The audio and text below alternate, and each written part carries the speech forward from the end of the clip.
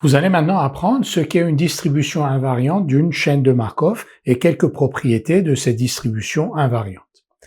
On nous donne une chaîne de Markov homogène Xn à k état et M qui est sa matrice de transition. Dire que pi est une distribution invariante de la chaîne de Markov signifie que pi fois M égale pi. Pi fois M égale pi. N'oubliez pas, M est une matrice k ligne k colonne et pi est une matrice une ligne k colonne. Pi fois M égale pi signifie donc que pi est une distribution invariante de la chaîne de Markov. Quelques propriétés.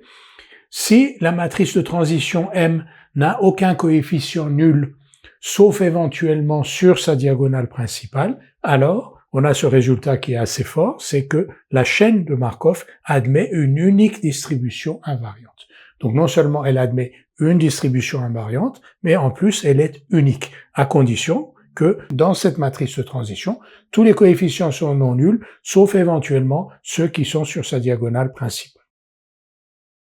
Autre résultat, si la suite Pn des distributions de Xn est convergente, alors la suite Pn des distributions de Xn, vous vous souvenez, les distributions de Xn, Pn, c'est tout simplement la loi de probabilité de la variable aléatoire Xn qui est disposée dans une matrice une ligne k colonne. Donc si la suite Pn des distributions de Xn est convergente et converge donc vers une matrice qui a donc une ligne et k colonnes qu'on va appeler pi, alors cette matrice pi vers laquelle convergent les Pn est une distribution invariante de la chaîne de Markov. Et un dernier résultat concernant les chaînes de Markov homogènes à deux états. Si une chaîne de Markov homogène à deux états admet une unique distribution invariante Pl, alors la suite Pn de ces distributions converge vers Pl, quelle que soit la distribution initiale Pi0. Comment une chaîne de Markov homogène à deux états peut admettre une unique distribution invariante? On regarde ce résultat-là. Si la matrice donc associée à cette chaîne de Markov, la matrice de transition associée à cette chaîne de Markov, n'admet aucun coefficient nul, sauf éventuellement ceux de sa diagonale. Donc ça, c'est une condition suffisante pour que la chaîne de Markov à deux états ici admette une unique distribution invariante Pl, et dans ce cas-là, la suite Pn de ces distributions va converger vers Pl, quelle que soit la distribution initiale Pi0. Tout de suite, une illustration de ce que nous venons de dire. Soit Xn une chaîne de Markov homogène, de matrice de transition grand M égale 2 cinquièmes, 3 cinquièmes, 1 cinquième, 4 cinquièmes. Vous voyez que c'est une matrice stochastique. 2 cinquièmes plus 3 cinquièmes, ça fait 1. 1 cinquième plus 4 cinquièmes, ça fait 1. C'est une chaîne à deux états, parce que c'est une matrice de 2, on nous dit de vérifier que pi égale 1 quart, 3 quarts est une distribution invariante de cette chaîne de Markov. Comment on fait? On va vérifier si pi fois m est égal à pi. Faisons-le. Pi fois m, c'est égal donc à 1 quart, 3 quarts, fois 2 cinquièmes, 3 cinquièmes, 1 cinquième, 4 cinquièmes. C'est donc égal là.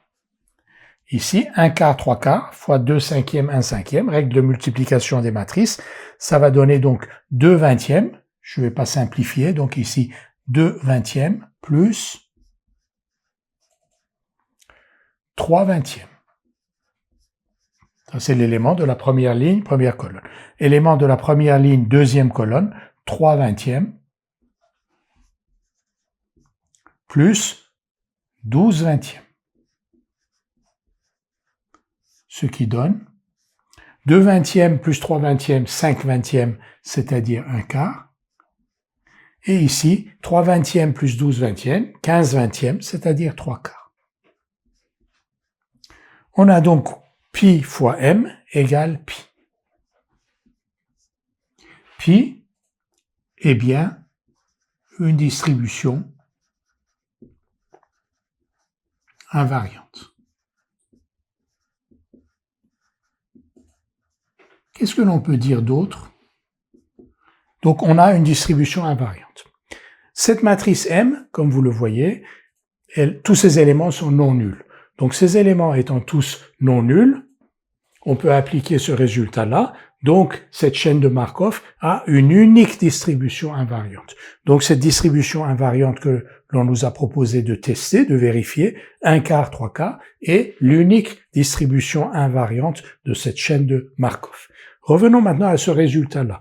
Si une chaîne de Markov homogène à deux états admet une unique distribution invariante, c'est notre cas ici, alors la suite Pn de ces distributions converge vers Pl, quelle que soit la distribution initiale de Pi0.